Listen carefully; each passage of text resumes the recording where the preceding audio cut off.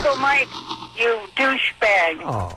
Shut the hell up. Come on, You creep. He just I hate your He just got here. What? Not up for it today, you asshole. Oh, man, that just seems uncalled for. Our friend Psycho Mike is here. Ladies and gentlemen, 1-800-520-1067. Your health and fitness questions. It's time for the PsychoBody.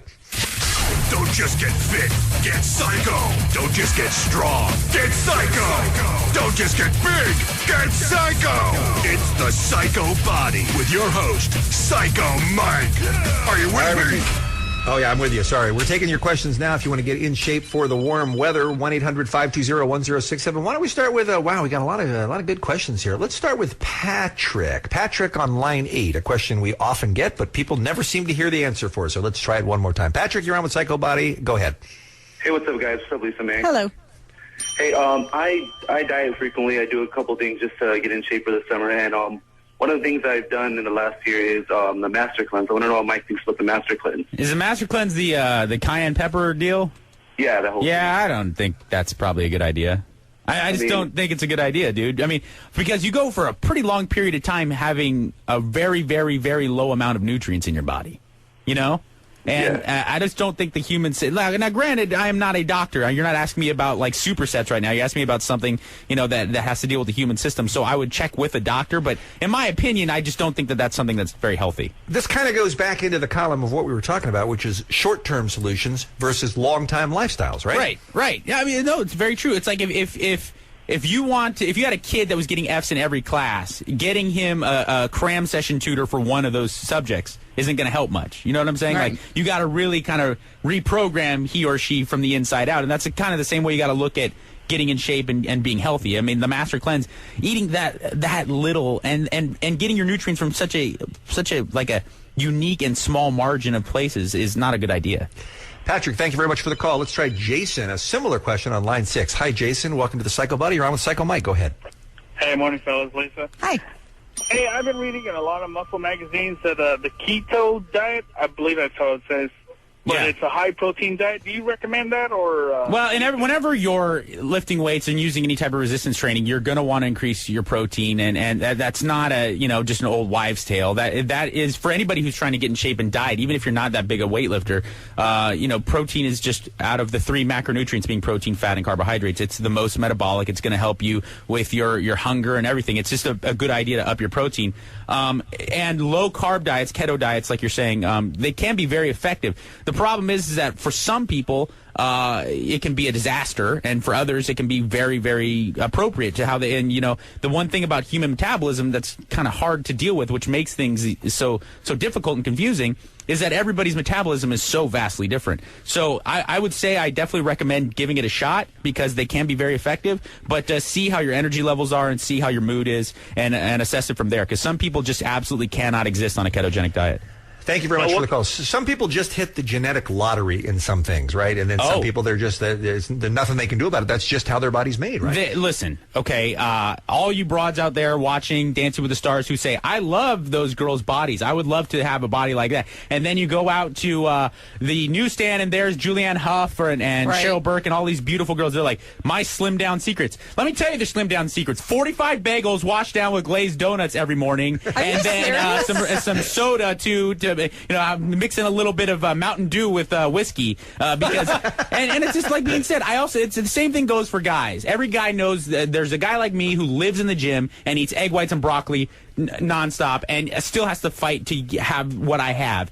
I have buddies I surf with that their existence is Taco Bell and whiskey, and they have a 14-pack, and it's just that's life, That's just life. There's a margin you can work with exercise and diet.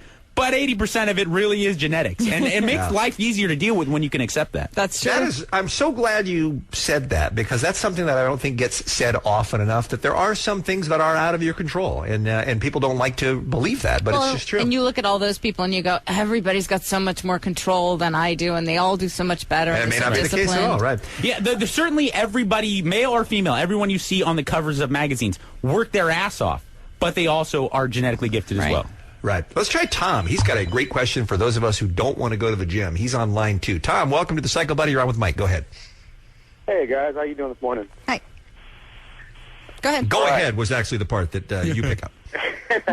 All right, sorry about that. So, I hate going to the gym, but I want to lose weight. I don't know if I'll make my goal for the summer, but what's a good way to lose weight if you don't like the gym? Do you mean exercising without going to the gym or just not working out at all?